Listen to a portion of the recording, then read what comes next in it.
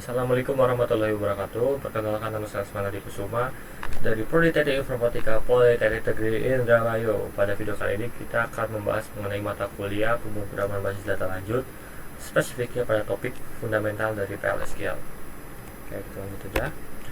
Jadi dari PLSQL itu dia menggabungkan dua bisa dibilang bahasa pemrograman ya. Dia pertama dari SQL, bersifatnya deklaratif, kemudian ada procedural language atau ya kayak bahasa pemrograman yang bisa digunakan untuk membuat kode program gitu lah ya. Kayak di SQL dia tuh kan dia hanya mendefinisikan apa yang ingin dilakukan, sedangkan di procedural language dia itu untuk mendefinisikan bagaimana proses dilakukan. Nah, jadi si PLSQL itu dia tuh menggabungkan SQL dan juga procedural language, makanya dia disebut PLSQL. Dan dimana dia memungkinkan untuk pembuatan aplikasi basis data yang kompleks langsung di dalam mesin Oracle. Jadi dia PLSQL itu khusus untuk pada mesin Oracle database saja. Nah, kalau kalian sering pakai SQL yang standar, dia arsitekturnya dia kayak eksekusi per query dari client app ke database, terus database ngasih respon ke client app, dan terus kayak gitu. Dan di mana dia tuh bisa menciptakan lalu lintas jaringan yang tinggi dan juga latensi yang menumpuk. Sedangkan pada arsitektur PLSQL dia tuh dari client app dia langsung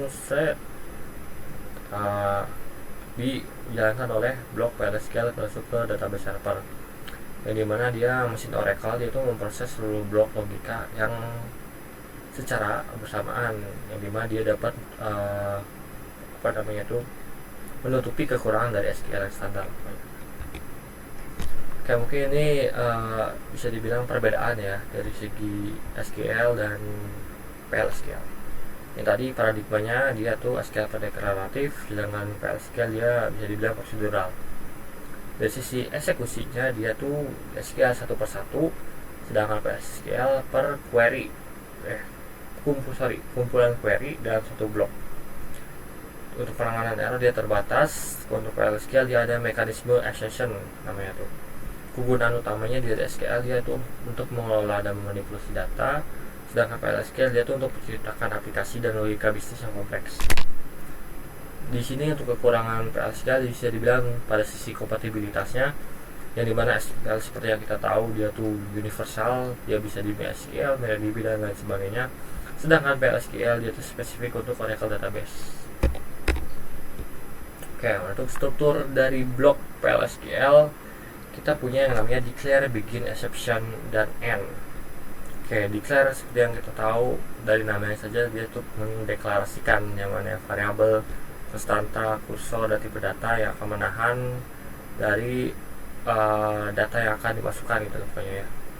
Terus ada begin, yaitu jantung eksekusi, dapat menanamkan logika utama pemrograman, operasi, perhitungan, dan perhitungan ML. Jadi sebenarnya untuk struktur blok PLSQL yang wajib ada untuk dijalankan itu begin, maupun baik kalian nggak ada declare maupun exception, dia bisa tetap jalan.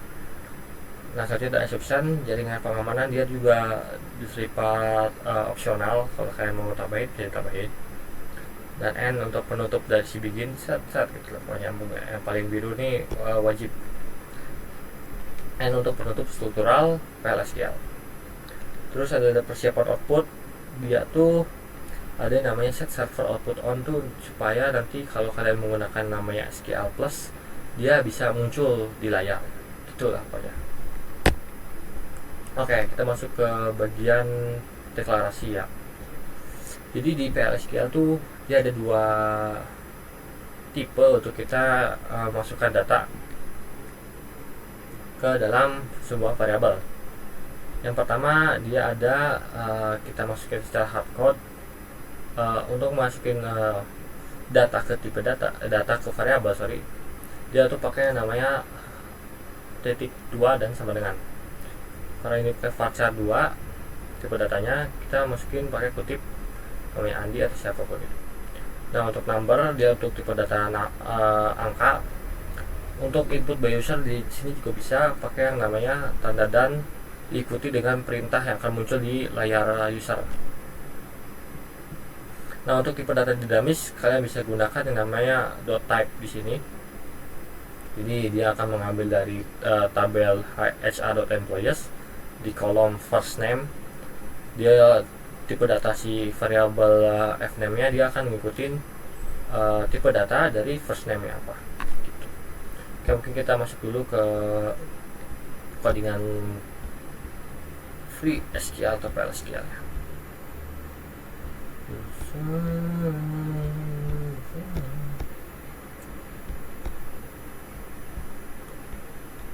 Oke.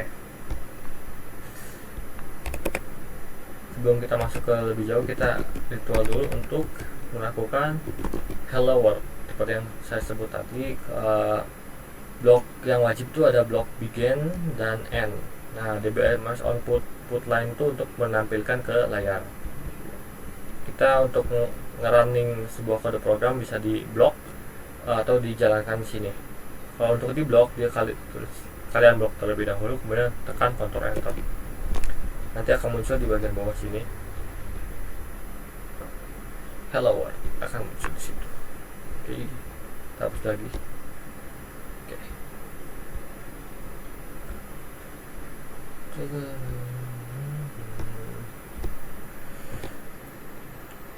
Oke. Mungkin kita akan masuk ke contoh kode program yang sederhana terlebih dahulu. Kita masukkan declare untuk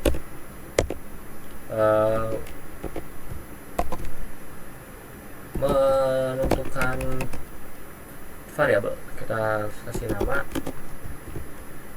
varchar 50, kita coba 50. Terus kita akan masukkan ini untuk hardcode mana ya, umur kita kasih juga umur, number ini untuk input by user, masukkan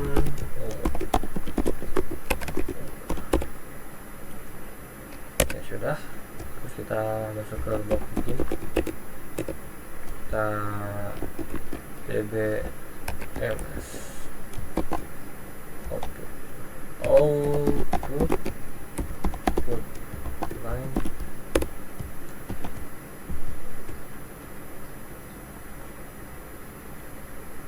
kasih saya ada nama saya. Nah, untuk memasukkan variabel pada DB output yang sama, kalian bisa menggunakan yang namanya pipeline yang ini, dua pipeline di sini. Kemudian sebut lagi, panggil variabel ya, variabel lama, pipeline lagi ini.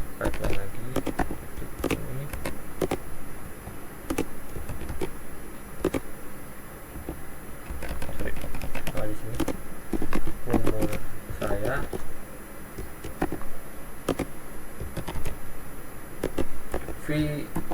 umur,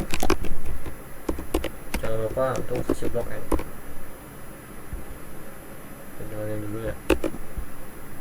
Nah, kita masukin umur, saya umur 19 tahun, maka akan muncul seharusnya di bagian line 2. Oh, blok pikernya belum masuk guys. 19.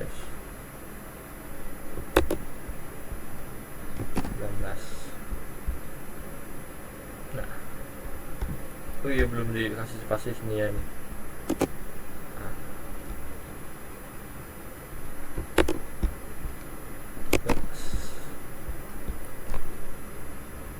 Nah, ini untuk contoh sederhana dari pemrograman PL/SQL. Oke, kita akan masuk lagi ke contoh yang lebih kompleks. Kita akan melakukan perhitungan pada apa ya, blok segitiga.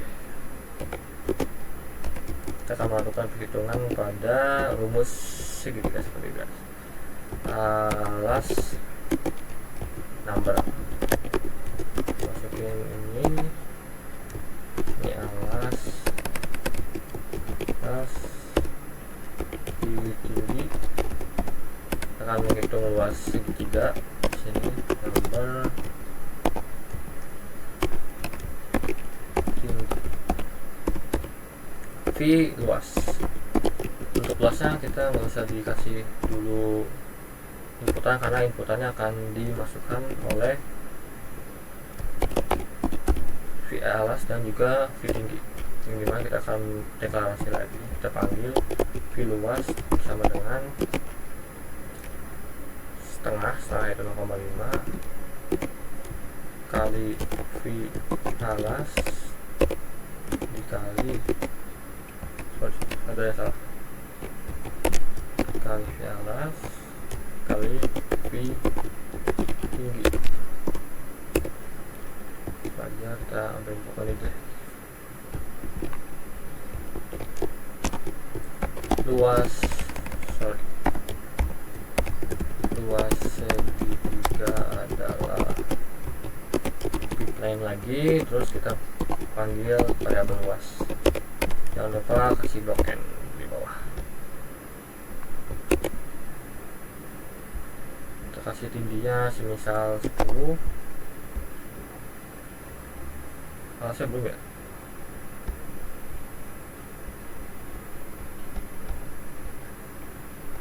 Apa yang salah guys?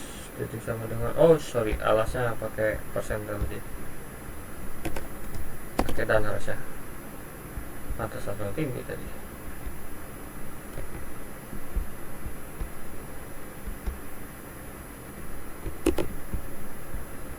Lalu 10 ini 10.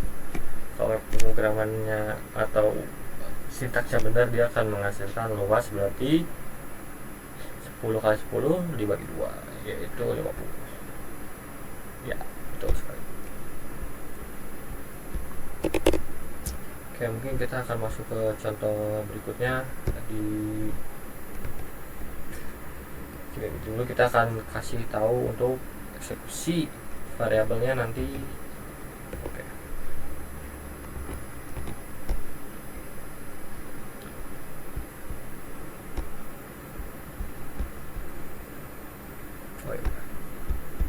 Oke, mungkin kita lanjut dulu untuk materinya. Untuk yang query pengambilan kita akan bahas nanti aja buat yang saya eksekusi. Jadi di logika percabangan pada PLSQL itu dia ada dua ya, yang dimana ada if else seperti yang kita tahu, dan juga ada case statement yang kalau kita sering sebut tuh kalau di bahasa pemrograman yang lain itu switch case gitu ya. Contoh dari case statement yaitu kayak case when variabel nilai segini, when dan then. When itu untuk menentukan parameternya, terus then itu apa yang dilakukan. Kemudian di akhirnya, di paling blok paling akhir dia ada else, untuk ketika semua parameternya tidak valid dia akan masuk ke blok S, dan juga ditutup dengan end case.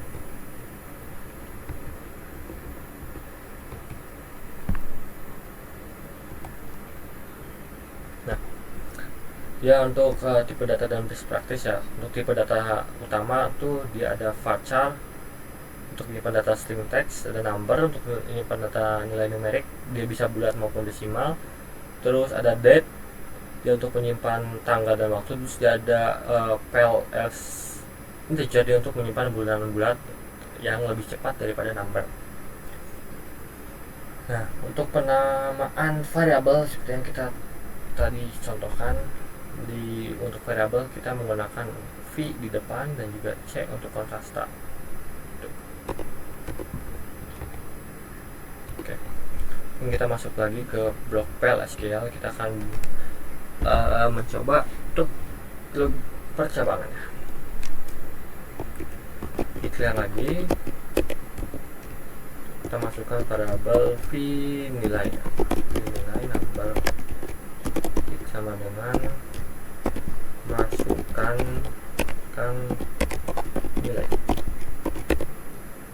Oke, udah. Terus kita bikin, kita masukin case, kita masukin when tapi nilai lebih dari sama dengan 90 misalkan. Dan kita masukin sini dbms output line, kasih dengan nilai A. Kita lepas ditutup dulu, kita copy aja biar cepat. Set 80 nilainya B, terus else aja dbms output line, dia nilainya C. Jangan lupa untuk di encase dulu, dan tutup blok bikin dengan M. Benar ya. Dan kita coba nilai yang di bawah, paling bawah untuk masuk ke blok. Kita misalkan 70, dia harusnya masuk ke nilai C. Apakah ada yang salah, guys?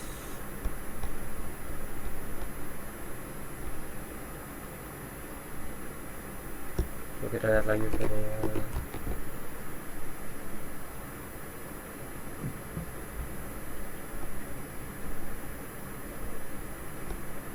Sama ya.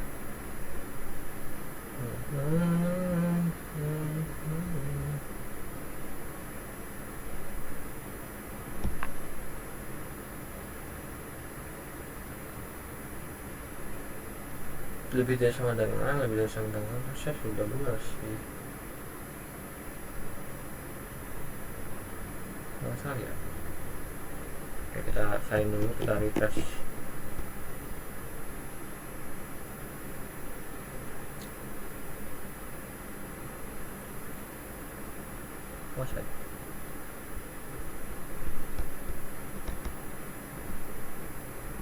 Oh, ini dia ada di komanya malah titik 2, jadi dia looping dulu, dia harusnya masuk ke nilai C.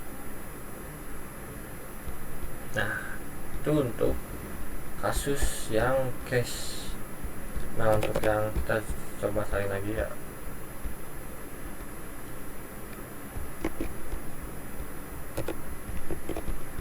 Pakai if.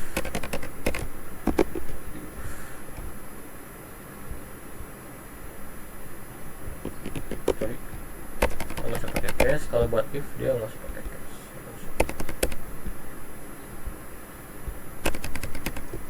If.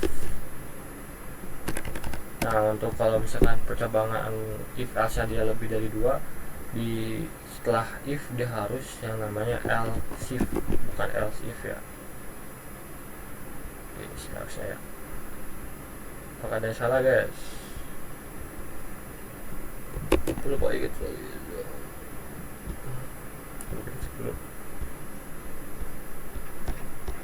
If harus ada NIF yang dia tetap harus ada NIF di sini. NIF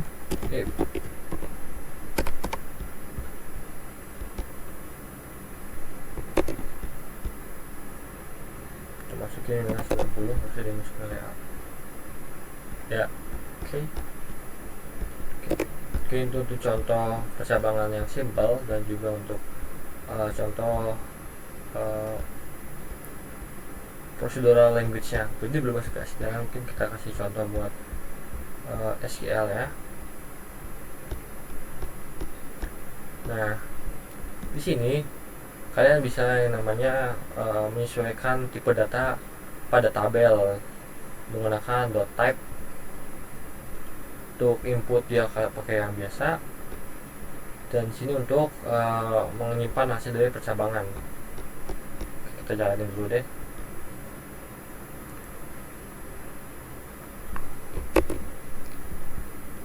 Input ID kita misalkan 200. Nah, dia akan muncul data karyawannya, beserta dengan yang kita ambil tadi.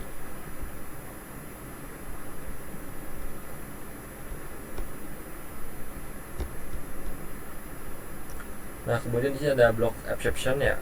Buat block exception tuh digunakan ketika si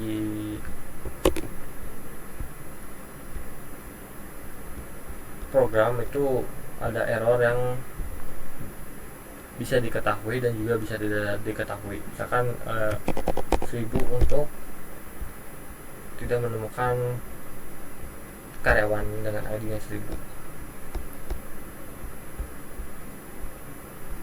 Dan juga nanti bisa banyak exception yang bisa kalian cek di dokumentasi SQL yang itu sendiri.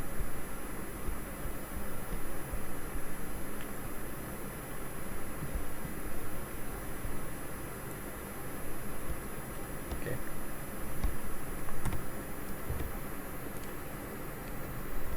Nah, yang tadi untuk penanganan error di Arduino Data Font bisa juga numeric raw. Mungkin ini akan dibahas di video yang berbeda.